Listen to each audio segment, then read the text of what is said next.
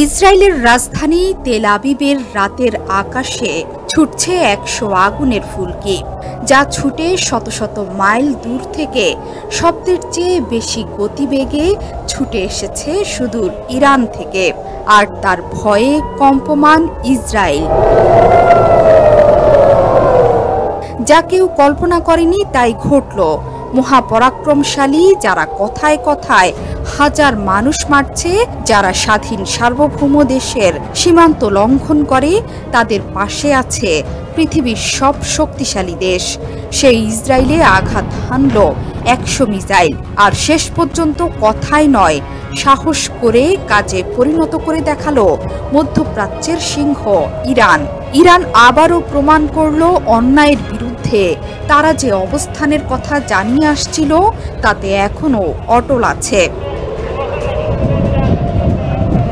স্থানীয় সময় মঙ্গলবার রাতে গুরুত্বপূর্ণ কৌশলগত শহর জেরুজালেম এবং হাইফার পাশাপাশি পুরো ইসরায়েল জুড়ে আকাশে ইরানি ক্ষেপণাস্ত্র দেখা গেছে। ক্ষেপণাস্ত্র হামলা শুরুর পরপরই ইসরায়েল জুড়ে সতর্কতা সাইরেন বাজতে শুরু করেছে।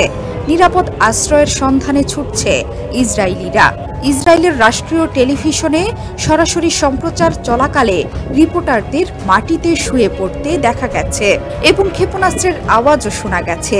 দখলদার সামরিক বাহিনী দাবি করেছে তারা এরই মধ্যে বেশ কয়েকটি ক্ষেপণাস্ত্র ভূপাতিত করেছে। তবে এই বিষয়ে বিস্তারিত কিছুই জানায়নি দখলদার বাহিনী। দেশের জনগণকে পরবর্তী নির্দেশ না দেয়া পর্যন্ত নিরাপদ এলাকায় অবস্থানের আহ্বান জানিয়েছে ইসরায়েলি সেনাবাহিনী। জর্ডানের রাষ্ট্রীয় বার্তা সংস্থা জানিয়েছে সাময়িকভাবে বিমান চলাচল স্থগিত করা হয়েছে। ইসরায়েলি আর্মি রেডিও জানিয়েছে বেন গুরিয়ন বিমানবন্দরে টেক অফ ও অবতরণ বন্ধ করা হয়েছে।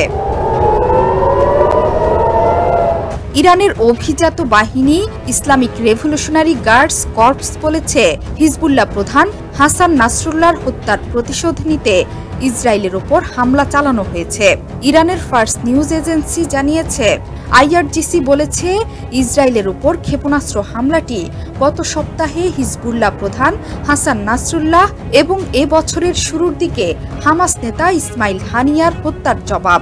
এক বিবৃতিতে আইআরজিসি বলেছে ইসমাইল হানিয়া, হাসান নাসরুল্লাহ এবং নীল ফোরশানের শাহাদাতের প্রতিশোধ হিসেবে আমরা দখলকৃত ভূখণ্ডের মূল কেন্দ্রকে লক্ষ্য করেছি। জাতিসংঘে নিযুক্ত ইরানের মিশন সামাজিক যোগাযোগ মাধ্যমে এক পোস্টে তেহরান ইঙ্গিত দিয়েছে যে ইসরায়েলের উপর তাদের ক্ষেপণাস্ত্র হামলা সমাপ্ত হয়েছে। এতে ইসরায়েলি সরকারকে পাল্টা হামলা থেকে বিরত থাকার হুঁশিয়ারি দেওয়া হয়েছে।